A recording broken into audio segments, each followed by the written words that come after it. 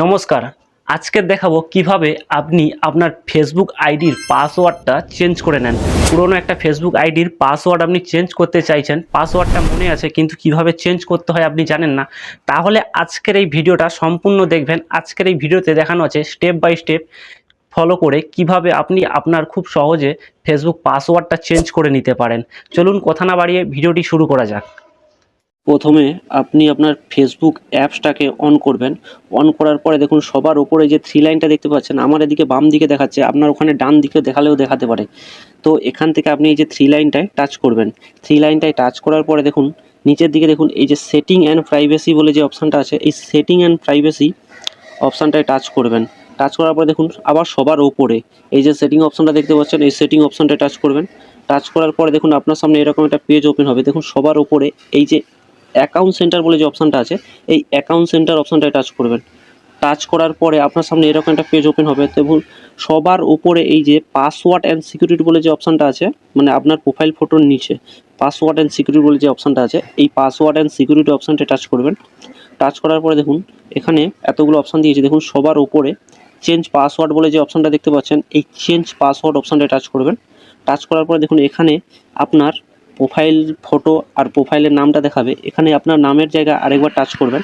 Touch করার পরে আপনার সামনে এরকম একটা পেজ ওপেন হবে।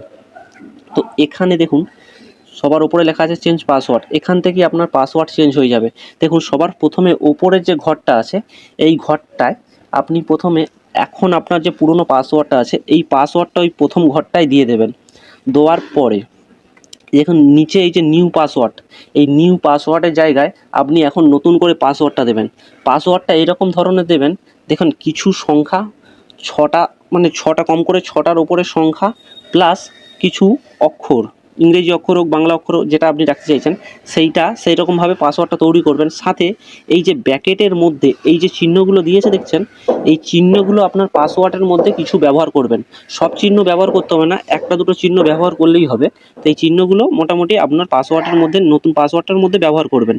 নতুন পাসওয়ার্ডটা এই যে নিউ পাসওয়ার্ডের জায়গায় যখন টাইপ করে দেবেন, দেওয়ার পরে সেম পাসওয়ার্ডটা এই নিচে রিটাইপ নিউ পাসওয়ার্ড এই জায়গাটায় আবার ওই যে নতুন পাসওয়ার্ডটা দিয়েছিলেন সেম পাসওয়ার্ড এই লাস্টের ঘরটায় আবার টাইপ করে দেবেন। মানে আপনার লাস্টের ঘরে আবার ওই যে পাসওয়ার্ডটা, নতুন যে পাসওয়ার্ডটা এখন দিতে চাইছেন ওইটা আবার লিখে দেবেন। লেখার পরে এই যে দেখুন নিচে চেঞ্জ পাসওয়ার্ড বলে নীল কালার যে লেখাটা আছে, এই চেঞ্জ পাসওয়ার্ডের জায়গায় আপনি টাচ করবেন। দেখুন আমার এখানে চেঞ্জ পাসওয়ার্ডের জায়গা হালকা নীল হয়ে আছে, যেহেতু আমি কোনো টাইপ করিনি বলে, মানে কোনো কিছু নিউ পাসওয়ার্ড কিছু লিখিনি বলে হালকা নীল হয়ে আছে। আপনি যখন সম্পূর্ণ ফিল আপ করে দেবেন এটা আপনার ডিপ নীল হয়ে যাবে। তো এখানে আপনি গিয়ে এই চেঞ্জ পাসওয়ার্ডের জায়গায় যখন টাচ করবেন, আপনার পাসওয়ার্ডটা অটোমেটিক চেঞ্জ হয়ে যাবে।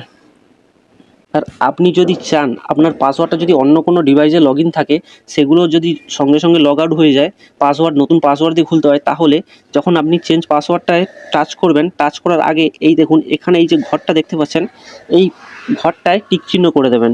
মানে এইভাবে টিক করে দেওয়ার পরে আপনি চেঞ্জ পাসওয়ার্ড করবেন। তাহলে আপনার ফোনে, মানে আপনার আইডিটা যদি অন্য কোনো ফোনে লগ ইন থাকে, সব জায়গায় লগ আউট হয়ে যাবে। আপনাকে আবার নতুন পাসওয়ার্ড দিয়ে লগ ইন করতে হবে।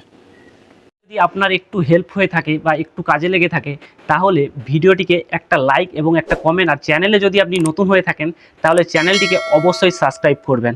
চলুন দেখা হচ্ছে নেক্সট ভিডিওয়। ততক্ষণ ভালো থাকবেন, সুস্থ থাকবেন।